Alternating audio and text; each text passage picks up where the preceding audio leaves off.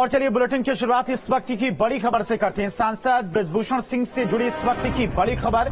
सांसद बृजभूषण सिंह को दिल्ली तलब किया गया है और शाम को दिल्ली पहुंचेंगे सांसद बृजभूषण सिंह। पहलवानों के प्रदर्शन को देखते हुए बृजभूषण सिंह दिल्ली तलब किए गए। तो इस वक्त की बड़ी खबर आपको बता रहे हैं, सांसद बृजभूषण सिंह से जुड़ी हुई।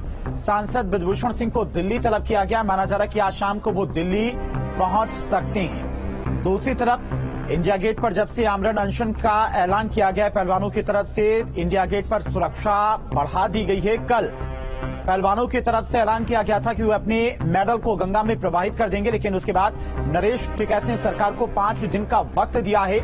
दूसरी तरफ आज बृजभूषण सिंह को दिल्ली तलब किया गया है। माना जा रहा है कि शाम तक वो दिल्ली पहुंच सकते हैं। तो इस वक्त की बड़ी खबर आपको बता रहे, बृजभूषण सिंह से जुड़ी हुई। बृजभूषण सिंह को दिल्ली तलब किया गया है, शाम को पहुंचेंगे दिल्ली।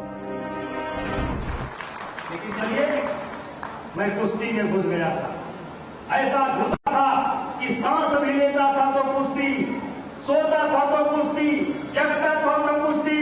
लेकिन मुझको लगता है कि अब मुझे कोई और बड़ा काम करना है, कोई मुझे बड़ा काम करना है।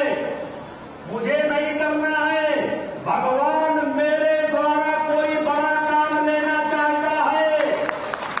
और इसीलिए अयोध्या के संतों ने 5 तारीख को विचार विमर्श के लिए, चिंतन के लिए एक सभा का आयोजन किया है। संतों ने आह्वान किया है और मैं आपसे कहना चाहता हूं, किसी ने कहा है कि नहीं पाप का भागी होता केवल व्यास, पाप करने वाला ही पाप का भागीदार नहीं होता। नहीं पाप का भागी होता केवल व्यास, केवल पाप करने वाला ही पाप का भागीदार नहीं होता। जो तटस्थ है, मौन है, समय लिखेगा उनका भी अपराध। नहीं पाप का भागी होता केवल व्यास, सक्षम होते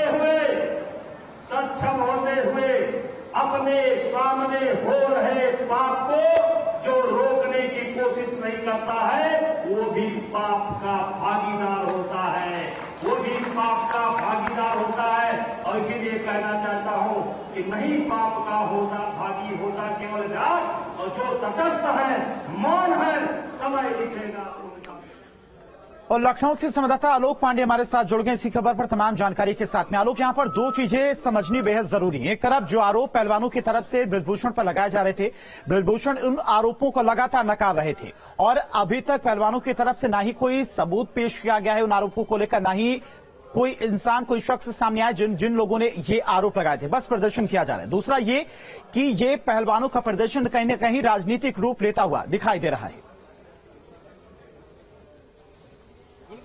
इस वक्त मैं गोंडा में हूं, जहां पे अगर मैं इस तरफ बात करता हूं, आपको सड़क की तरफ इशारा करता हूं कि ये बृजभूषण के गांव की तरफ जाती है। और थोड़ी देर पहले मैं उनके आवास पे था और वो हेलीकॉप्टर से उड़ करके जो पहले बताया गया वो लखनऊ, और शाम को जो मेरी जानकारी है, जो जानकारी मिली है, वो शाम को 6 बजे की फ्लाइट है जहां से वो दिल्ली जाएंगे।